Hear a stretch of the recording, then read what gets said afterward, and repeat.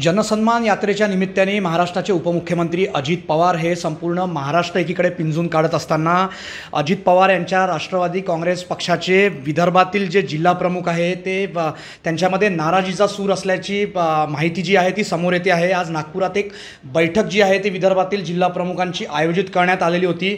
नेमकं काय नाराजी आहे आपण जाणून घेऊया। आपल्यासोबत नागपूर ग्रामीणचे जिल्हा प्रमुख आहे बाबा गुजर। भाऊ, काय सांगाल, नेमकी काय नाराजी आहे तुमची? जेव्हापासून पक्षाचं एका पक्षाचे दोन पक्ष झाले, अजितदादांवर विश्वास ठेवून या विदर्भातले जे नवीन जिल्हाध्यक्ष जुळले ते फक्त अजितदादा आणि प्रफुल्ल पटेल यांच्यावर विश्वास ठेवून जुळले। परंतु कालांतराने आमच्या अशा लक्षात आलं की जिल्हाध्यक्षांना आपण सरकारमध्ये आहोत आणि जिल्हाध्यक्षांना जर कामं करायची आहेत आणि जिल्हाध्यक्षावरच संपूर्ण जिल्ह्याची जबाबदारी असते, अशा परिस्थितीत जर आपण जिल्हाध्यक्षांचे कामं जर मंत्र्यांनी किंवा आमच्या वरिष्ठ नेत्यांनी जर नाही केले तर साहजिकच आहे नाराजी आम्हाला राहणारच आहे। म्हणजे जिल्हाध्यक्षाला जो मानसन्मान मिळाला पाहिजे तो मानसन्मान आजच्या परिस्थितीत आम्हाला कुठल्याही विदर्भातल्या जिल्हाध्यक्षाला मिळत नाही, असा माझा वैयक्तिक आरोप आहे। हा मानसन्मान नेमका अजित पवार आणि प्रफुल्ल पटेल यांच्याकडून मिळत नाही का पक्षातील अन्य काही नेते मंत्रींवर आपली नाराजी आहे? काय सांगा? प्रफुल्ल पटेल साहेब हे आमचे ज्येष्ठ नेते आहे, त्यांना जर आम्ही काम सांगितलं तर होतं आणि अजितदादांचा तर विषयच नाही।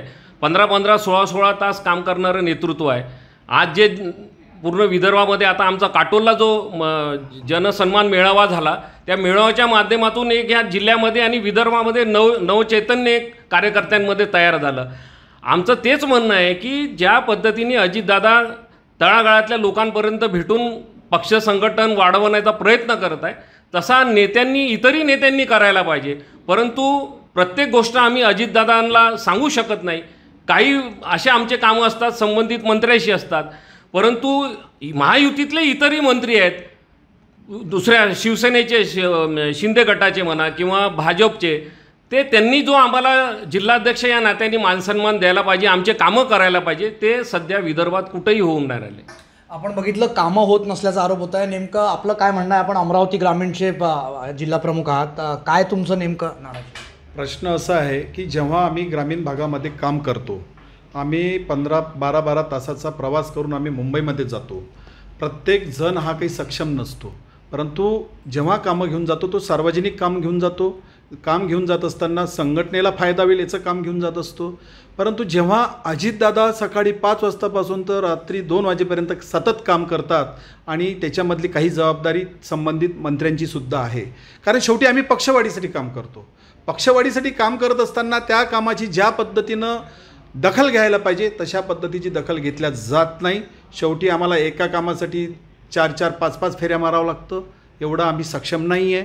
आणि त्याचबरोबर आम्हाला जो वेळ आहे तो वेळ त्याच्यापेक्षा जास्त जिल्ह्यामध्ये काम करण्यासाठी आम्हाला घालवावं लागतं। या दृष्टिकोनातून आज आम्ही चिंतन बैठक असं जर चाललं तर आपण पक्षबांधणी करणार कसं? आता येणाऱ्या विधानसभा आहेत, येणाऱ्या जिल्हा परिषद आहेत, येणाऱ्या नगरपंचायत आहे, नगरपालिका आहेत, ह्या निवडणुकीची आम्हाला पूर्णपणे तयारी करायची। जेव्हा मंत्र्यांकडनं जर आम्हाला काही कुठल्या गोष्टीची ताकद मिळेल, जेव्हा आम्ही केलेले कामं जर त्या मंत्र्यांकडनं जर झालं तर निश्चितपणे आम्ही चांगल्या पद्धतीनं स्थानिक स्वराज्यामध्ये काम करू शकू, विधानसभेसाठी काम करू शकू। तर ह्या ज्या सगळ्या भावना आहेत ह्या सगळ्या आमच्या सर्व विदर्भातल्या जिल्हाध्यक्षांच्या आहे। ह्या भावना आम्ही आज या बैठकीमध्ये आम्ही व्यक्त केलेल्या आहेत।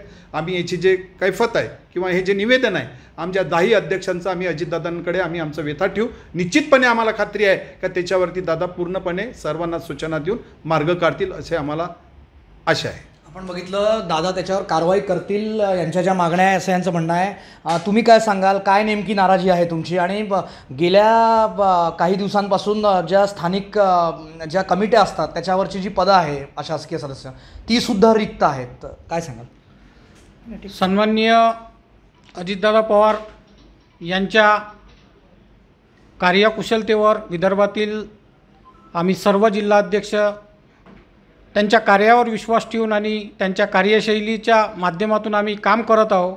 आणि आम्हीही जिल्ह्यामध्ये आता मी वर्धा जिल्ह्यामध्ये जिल्हाध्यक्ष म्हणून काम करत असताना जिल्ह्यातील 4 विधानसभा आहे आणि 4ही विधानसभेमध्ये प्रामाणिकपणे सकाळपासून तर संध्याकाळी 12 वाजेपर्यंत आम्ही काम करत असतो। आणि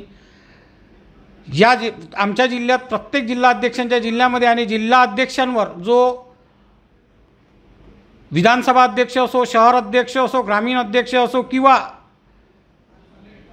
त्या जिल्ह्यातील बाकी जिल्हाध्यक्षांचा विषय असो, तो शेवटी जिल्हा अध्यक्षांवरच प्रभावित असते. परंतु आम्ही जेव्हा कामं घेऊन मुंबईला जातो आणि शेवटी जिल्हाध्यक्षांकडे ती जबाबदारी असते की जिल्ह्यातील सर्वश्रुत जिल्हाध्यक्षच असतो आणि जिल्हाध्यक्षाची जबाबदारी असते की ती सर्व टीमला सांभाळून घेणे. परंतु आम्ही जेव्हा मुंबईला कामं घेऊन जात असतो तेव्हा जिल्हाध्यक्षांनाच वरिष्ठांकडे गेलो असता जिल्हाध्यक्षांनाच वेळ मागावा लागतो आणि जिल्हाध्यक्षांना तो वेळ मिळत नाही आणि आम्ही 1200 किलोमीटरवरून विदर्भामधून आम्ही मुंबईला जातो आणि कामासाठीच मुंबईला जातो आणि जनतेच्या कामासाठी आणि पदाधिकाऱ्यांच्या कामासाठीच आम्ही मुंबईला जातो. परंतु ते कामं कुठं केल्या जात नाही त्याची खंत आहे आणि आज त्या माध्यमातूनच आम्ही आज विदर्भातील 11ही जिल्ह्याचे जिल्हाध्यक्षांची एक बैठक म्हणून आम्ही या नागपूर ऑफिसला ठेवली आणि या माध्यमातून आम्ही या राष्ट्रवादी काँग्रेसचे आमचे सर्वश्रुत नेते सन्माननीय अजितदादा पवारसाहेब यांना या आजच्या मीटिंगच्या माध्यमातून आम्ही एक निवेदन तयार करून ते निवेदन घेऊन आम्ही जवळपास आम्ही एक तारीख निश्चित करून आणि दादांचा वेळ घेऊन आम्ही या विदर्भातील 11ही जिल्हाध्यक्ष आम्ही दादांचा वेळ घेऊन आम्ही त्यांना भेटून आम्ही जे जिल्ह्यामध्ये जे विदर्भामध्ये चाललं आहे ते आम्ही सांगण्याचा प्रयत्न करू. आपण बघितलं, हे होते अजित पवार गटाच्या राष्ट्रवादी काँग्रेस पक्षाचे विदर्भातील जिल्हा प्रमुख, ज्यांचं म्हणणं आहे की कुठेतरी नेत्यांकडून मंत्र्यांकडून जे आहे ते त्यांना डावललं जात आहे. यांच्या मागण्या हे अजित पवार यांच्यापर्यंत पोहोचवणार आहे. त्या मागण्यांवर जर वेळीच दखल घेतली नाही तर येणाऱ्या विधानसभेमध्ये विदर्भातून तरी अजित पवार यांच्या राष्ट्रवादी काँग्रेस पक्षाला नक्कीच मोठा फटका पडू शकतो. योगेश पांडे, नागपूर, मुंबई तक.